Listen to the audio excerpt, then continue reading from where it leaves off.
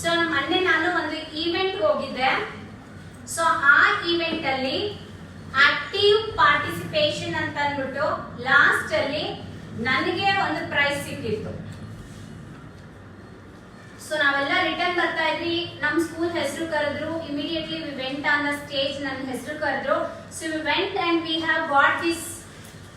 But ಅದ್ರಲ್ಲಿ ಏನಿತ್ತು ಅಂತ ನಮ್ಗೆ ಗೊತ್ತಿಲ್ಲ. ನಾವೇನೋ ಒಂದು ಲೆಟರ್ ಇರ್ಬೋದು, ಏನಾದ್ರೂ ಇರ್ಬೋದು ಅನ್ಕೊಂಡ್ರಿ. But we have a money in that. ಅದ್ರಲ್ಲಿ ಏನಿದೆ?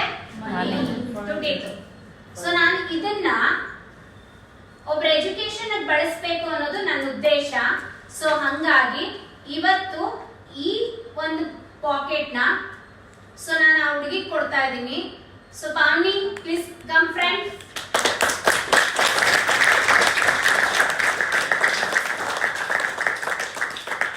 ಸೊ ಪಾವನಿಗೆ ಇದನ್ನ ನೀನು ನಿನ್ನ ಫೀ ಕಾರ್ಡ್ ಅಲ್ಲಿ, ಅರ್ಥ ಆಯ್ತಾ? ಫೀಸ್ ಕಾರ್ಡ್ ಅಲ್ಲಿ ಮೇಡಮ್ ಹತ್ರ, ನಂದಿನಿ ಮೇಡಮ್ ಹತ್ರ ಈ ಅಮೌಂಟ್ ನ ಎಂಟ್ರಿ ಮಾಡಿಸ್ಕೋ. ಅದಕ್ಕೆ ನಿನಗೆ ಸಿಗ್ತಾ ಇರೋದು ಇವತ್ತು ನಿನ್ನ ಕಂಪ್ಲೀಟ್ 10th ಸ್ಟ್ಯಾಂಡರ್ಡ್ ಬುಕ್ಸ್.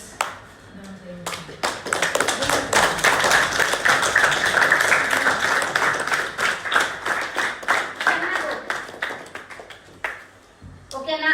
ಹೆಂಗ್ ಓದ್ಬೇಕು ಅಂದ್ರೆ ನೋಡಿ, ಹಿಂಗೆ ಎಲ್ಲರೂ ನಿಮ್ಗೆ ಕ್ಲಾಪ್ ಮಾಡ್ಬೇಕು, ಆ ತರ ಓದ್ಕೋ. ಅರ್ಥ ಆಯ್ತಾ?